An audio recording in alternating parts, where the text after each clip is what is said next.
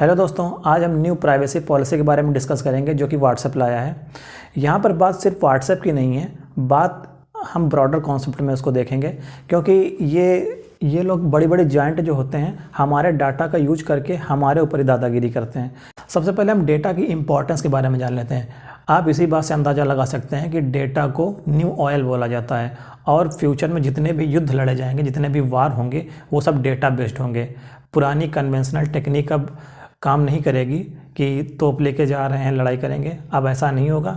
अब जितने भी वार फ्यूचर में होंगे वो सब डेटा बेस्ड होंगे। जिस देश के पास जितना ज़्यादा डेटा होगा, जितनी वैरायटी का डेटा होगा, उसके पास उतनी ज़्यादा संभावना रहेगी युद्ध को जीतने की।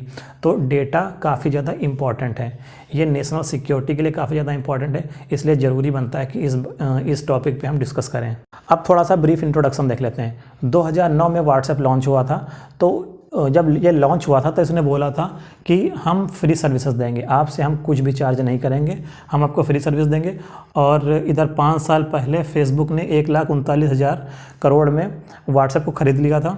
और व्हाट्सएप ने ये बोला था कि हम फेसबुक को अपना कोई भी डाटा शेयर नहीं करेंगे। आज से 5 साल पहले इसने क्लियरली बोला था कि हम फेसबुक को कोई भी डाटा शेयर नहीं करेंगे। और इसके अभी इस समय इंडिया में 40 करोड़ यूज़र हैं।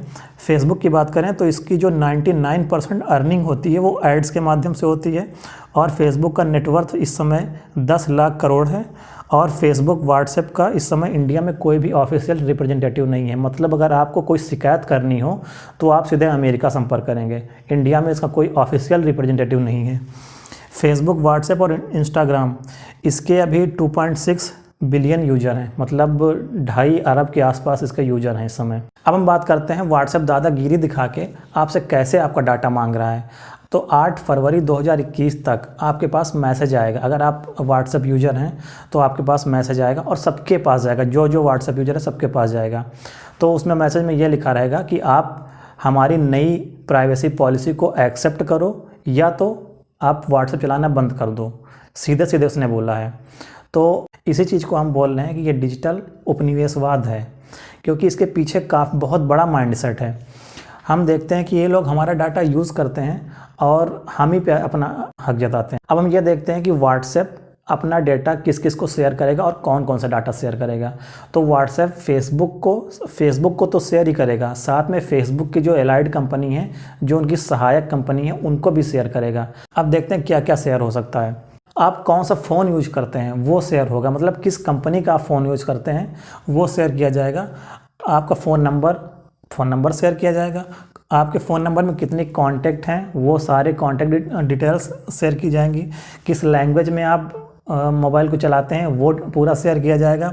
आपके यहाँ सिग्नल कैसा रहता है वो शेयर किया जाएगा।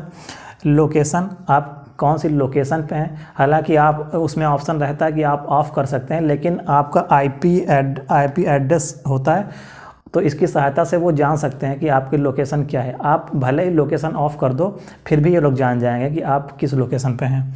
आपका बैटरी लेवल भी चेक कर लिया जाएगा, मतलब सॉफ्टवेयर तो चेक ही करेंगे, साथ में हार्डवेयर पे भी ये लोग नज़र रख रहे हैं। आपने कौन कौन से किसको मैसेज भेजे हैं वो सारे लोग चेक कर लेंगे। ट्रांजैक्शन आप किसको करते हैं, कितना करते हैं, कहाँ खर्चा करते हैं, ये सारा ये लोग जान जाएंगे। आप प्रोफाइल जो व्हाट्सएप में बनाते हैं, प्रोफाइल भी शेयर की जाएगी फेसबुक के साथ में।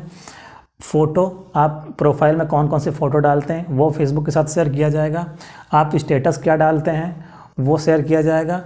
फिर व्हाट्सएप कॉल्स आप किसको करते हैं, कितनी करते हैं, आपकी किससे ज़्यादा बातें होती हैं, किससे कम बातें होती हैं, वो सारी चीज़ें व्हाट्सएप फेसबुक को और उसकी सहायक कंपनियों को शेयर करेगा। तो आप सोच सकते हैं कि आपका सारा डाटा शेयर किया जा रहा है, तो काफ़ी ये कंसर्न की बात है। वैसे तो इसमें कंसर्न बहुत हैं, लेकिन ये 3 कंसर्न कुछ ज़्यादा ही इंपॉर्टेंट हैं, क्योंकि इंडिविजुअल की प्राइवेसी वायलेट होगी। अब आप अपना सारा डाटा फेसबुक को, व्हाट्सएप को दे देंगे, उसके बाद ये कंपनियां उठा के उसको दूसरे को बेच देंगी, वो तो पैसा कमा लेंगे, लेकिन आपका सारा डाटा दूसरे के पास पहुंच जाएगा। तो आपका सारा बिहेवियर उसको पता चल जाएगा। आपके कॉन्टैक्ट नंबर क्या हैं वो ऑटोमेटिक उसको पता चल जाएंगे। आपकी सोच क्या है, आप क्या सोचते हो वो सब उसको पता चल जाएगा। आपकी लोकेशन क्या है वो उसको पता चल जाएगा। आपका पॉलिटिकल माइंडसेट क्या है, आप किस पार्टी को सपोर्ट करते हैं वो उसको पता चल जाएगा। मतलब आपकी प्राइवेसी पूरी ब्रीच हो जाएगी। दूसरा इंपॉर्टेंट कंसर्न है नेशनल सिक्योरिटी। देखो, नेशनल सिक्योरिटी के लिए काफ़ी ज़्यादा नुकसानदायक है, क्योंकि हमारे यहाँ गवर्नमेंट ऑफिशियल्स, अधिकारी, ये सब फेसबुक, व्हाट्सएप जहाँ तक ज़्यादातर लोग यूज़ करते हैं। होगा ये कि जैसे चाइना हुआ, पाकिस्तान हुआ, ये जुकरबर्ग से मिलेंगे, बोलेंगे भैया आप ये पैसे रखो, हमको इंडिया में जितने अधिकारी हैं, जितने बड़े बड़े ऑफिसर्स हैं, उनके डाटा चाहिए। तो ये लोग उनको बेच देंगे उनके डाटा को और उनसे पैसा अपना ले लेंगे। लेकिन हमारे यहाँ के जो अधिकारी होंगे उनका सारा डाटा पब्लिक में आ जाएगा। इससे हमारे जो पड़ोसी देश हैं, जो दुश्मन देश हैं, वो इसका फ़ायदा उठा सकते हैं और युद्ध में काफ़ी ज़्यादा नुकसान भी हो सकता है इस चीज़ से इंडिया को। काफ़ी ज़्यादा कंसर्न की बात है, ये सोचना चाहिए गवर्नमेंट को। तीसरा जो मेजर कंसर्न है वो है फ्री एंड फेयर इलेक्शन। इसका तो एक जीता जागता एग्जाम्पल भी है। कैम्ब्रिज एनालिटिका स्कैंडल हुआ था, आज से कई साल पहले स्कैंडल हुआ था, तो वो तो इसका एग्जाम्पल जीता जागता है ही।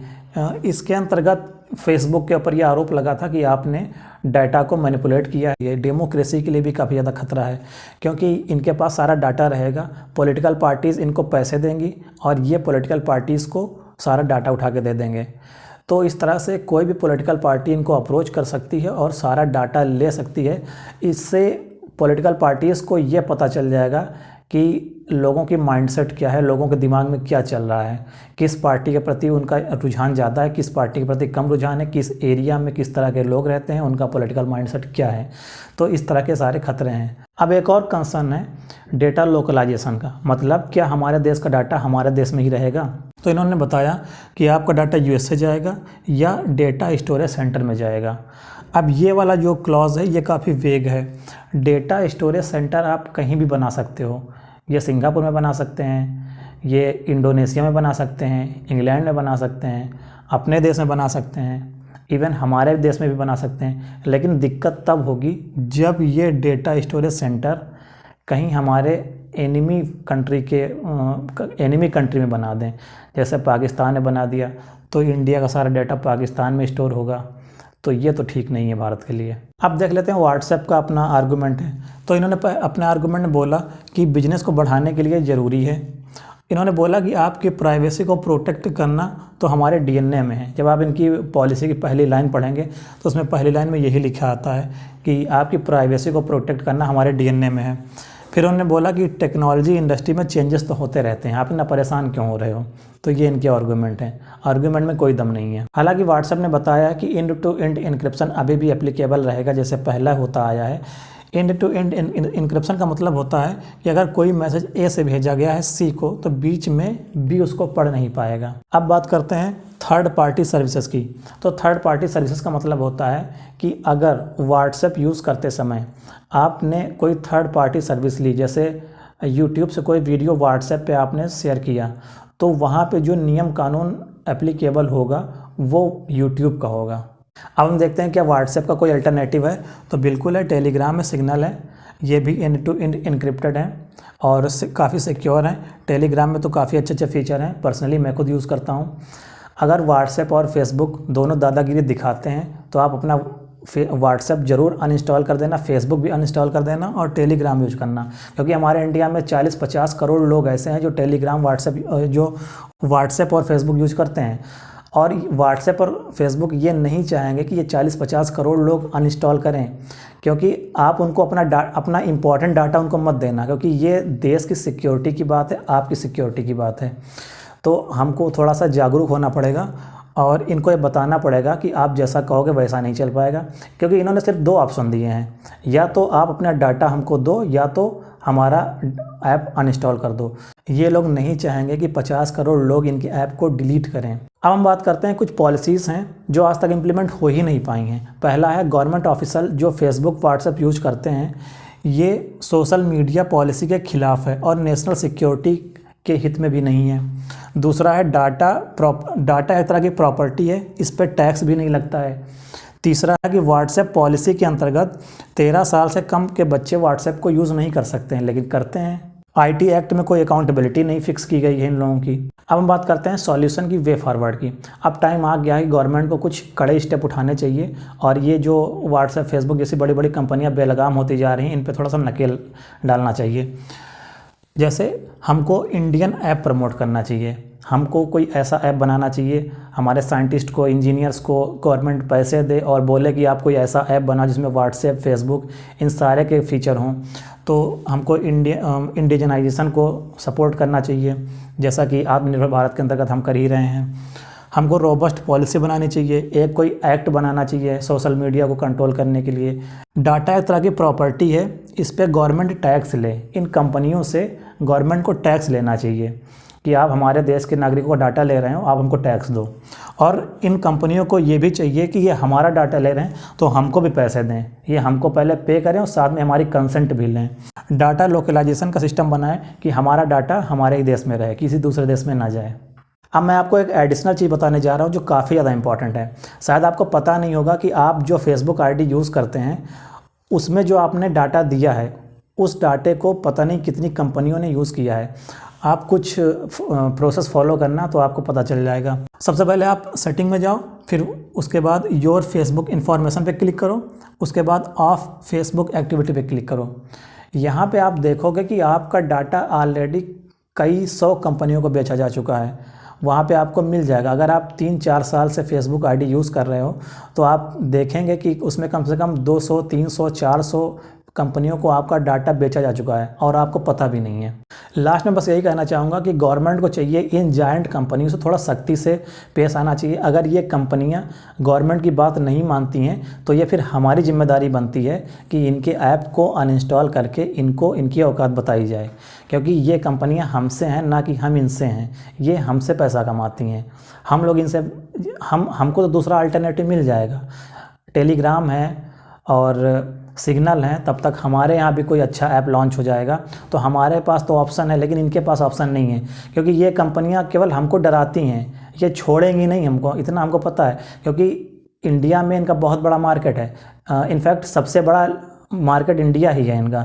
40-50 करोड़ लोग यूज़ करते हैं, तो इनका सबसे बड़ा मार्केट यही है। चाइना वाले यूज़ करते नहीं हैं तो उनसे कोई मतलब ही नहीं है, वो अपना यूज करते हैं। तो इंडिया को भी धीरे धीरे इस चीज़ में आगे आना चाहिए और कुछ अपने ऐप भी लॉन्च करने चाहिए जिससे हमारा डाटा कोई विदेशी यूज़ ना कर पाए। तो गवर्नमेंट को थोड़ा सख्ती से इनके साथ पेश आना चाहिए। तो इसी के साथ आज का वीडियो लेक्चर समाप्त करते हैं। Thank you.